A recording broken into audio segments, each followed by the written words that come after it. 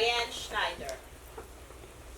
Atlanta, Georgia, mid-July, 1984. I pulled in the Grady Hospital parking garage at 4:30 a.m. Yeah, a.m. I hoped that my early start would allow me enough time to see all of my 29 patients before morning report at 7. I put on my white jacket that identified me as a medical intern. When I crossed the street, I took out my pager, turned it on, and clipped it to the belt, cinched tight on my white pants. Inside the hospital, I waited for the excruciatingly slow elevator over a hike up many flights of stairs. I stepped into the empty elevator when a beep, beep, beep echoed off the walls. My pager broadcasted, "Call 7B nurses, 4731, 4731, stat!" Oh no, not 7B. I hated my patients being on that floor. They were the notorious killer bees. Bad things happened on that floor. I quickly mashed the 7th floor button. I rushed off the elevator, ran down the hall, and breathlessly announced myself at the nurse's station. "Who paged Dr. Schneider, stat?" A bespectacled nurse with salt and pepper hair looked up from the seat where she worked on a chart. "I did," she said brusquely.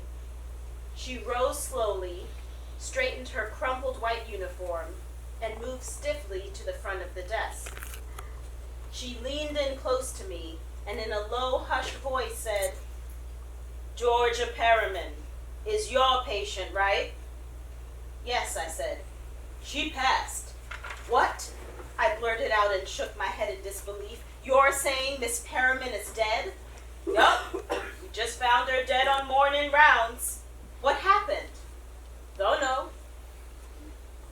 I pulled out my brown cards that summarized each of my patients from my breast coat pocket and fumbled through the stack looking for hers.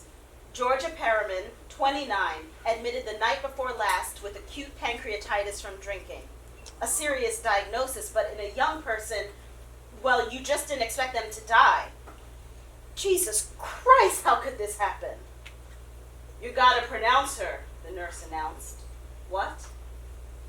"You need to officially pronounce her dead," she explained. "Here's her chart." I took the chart from her outstretched hand and walked down the hall to her room in shock. The patient, my patient, died. Damn.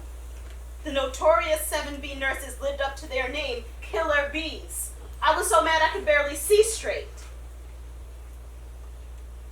I paused at the doorway of Georgia's room and took a couple of deep breaths before entering. The glow of the light from above the headboard illuminated her bed. Only her dark-haired head poked out from under the white sheets. I listened over her heart and heard nothing.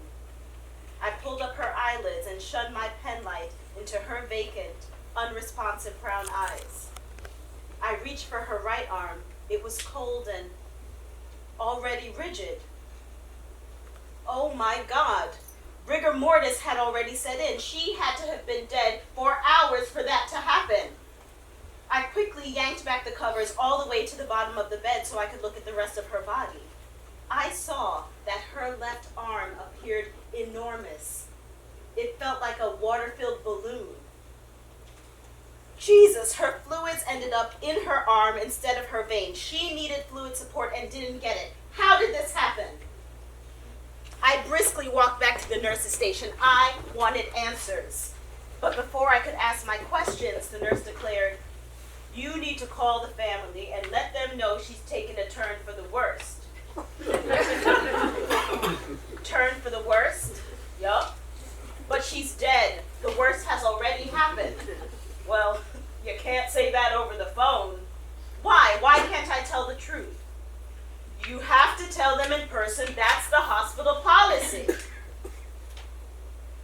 About an hour later, a page announced that the family had arrived and waited in the 7B conference room. I stopped at the 7B nurses station. "Is the chaplain here yet?" "No," the clerk at the desk responded. I dreaded the task before me. This would be my first time delivering the news of a death to loved ones by myself.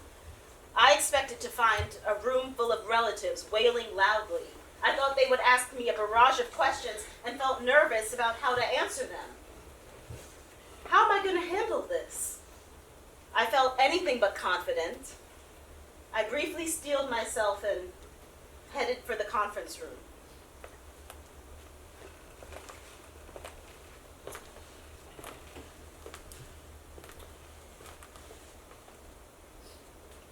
Anxiously, I peeked in the window of the door before I pulled it open.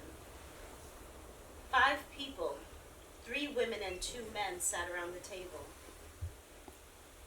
My mouth went dry. How would I get the words out?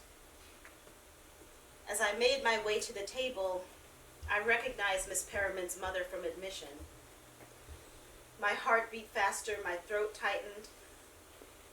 The conversation ceased. All 5 sets of eyes followed me in. Everyone was dressed in their Sunday best, the women in floral summer dresses and the men in dark suits. They wore stoic expressions.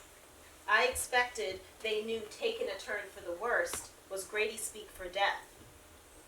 They braced themselves for the confirmation. I sat down opposite George's mother, who sat stiffly with her hands tightly clasped together in front of her on the table. After we exchanged greetings, she introduced me to her sisters and their husbands. I nodded acknowledgement and turned back to look directly at her mother. Mrs. Perriman, thank you for coming so early this morning. I'm sorry to tell you your daughter passed away during the night. She appeared calm, quiet. She sat back in her chair and released her clasped hands. Everyone else sat still with their heads bowed as if in prayer. Would they start questions now?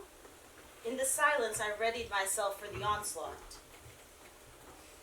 Suddenly, Mrs. Perriman raised her hands high in the air, but she didn't yell or rant or question. No. She began to sing in a loud, melodious voice. Swing low, sweet chariot.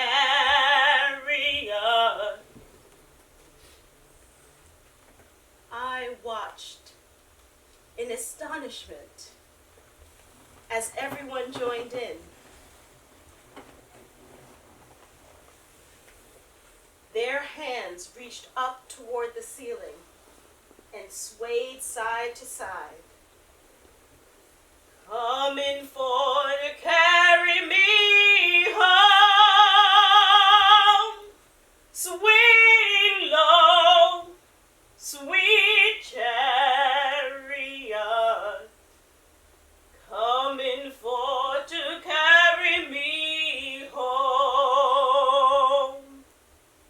If you get there before I do, coming for to carry me home. Tell all my friends I'm coming too. Coming for to carry me home.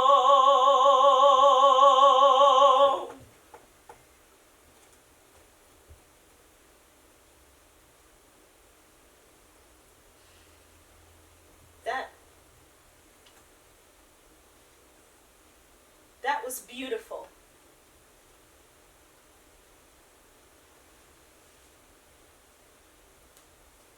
I hated to break the mood in the room after the song, but I wanted to get to the bottom of what caused her daughter's death. Mrs. Perriman, we don't know exactly what happened. We would like to do an autopsy so we can find out and learn from it. Cut her up? Nah, I don't think so. It's up to you. We will follow your wishes, whatever you decide, but we'd like to find out why it happened. I know what killed her. Well, I don't think she interrupted. She's done been pulled green. What? Done been pulled green before her time. She hadn't any sense. She made bad choices, and that done killed her. I know this is a shock, but to find the reason for her death, an autopsy would be really helpful. Nah, this ain't a shock. I knew she was going to an early grave. I've been praying. Maybe that's what got her this far. A rap on the window of the door interrupted us. The hospital chaplain had arrived. I felt relieved. I had run out of things to say. I'm turning you over to the chaplain. Please contact me if you change your mind about the autopsy or if there's anything you need. You did all you could. Thank you, doctor, echoed behind me as I left. I tentatively walked into the hallway, stopped, and leaned against the wall for support. I was crestfallen. She was practically my age. Her mother appeared at peace with her daughter's death. No questioning. They even thanked me, for goodness sake. Did we do everything we could? No. The system failed.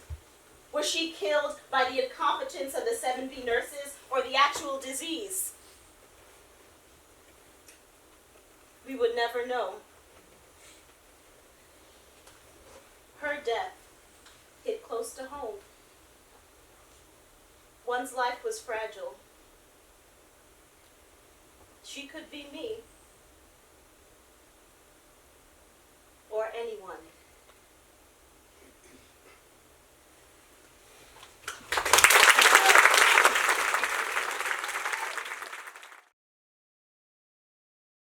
Diane, you just had your piece performed for the first time at the Memoir Showcase. What was the experience like?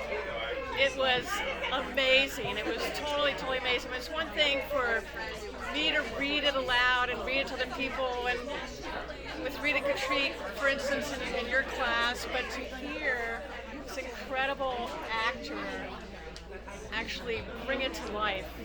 It was simply amazing, and I felt I was back in 1984 reliving the whole experience. So it brought you right back to when it happened? Yes. Tell us a little bit how it felt to play Dr. Diane and kind of have different roles to play. How did that feel for you?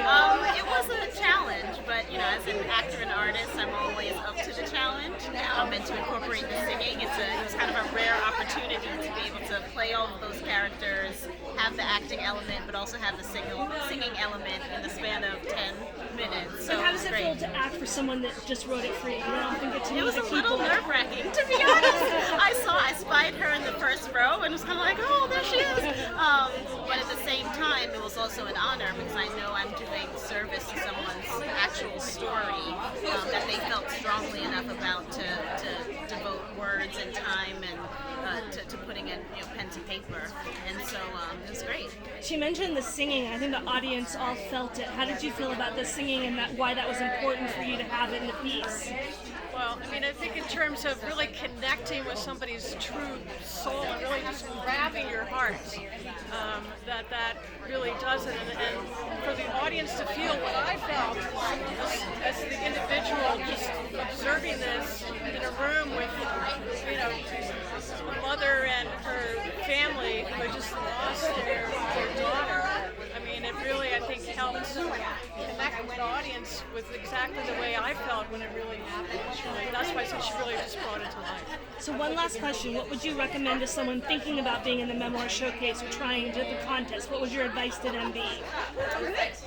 Just let it go. In terms of,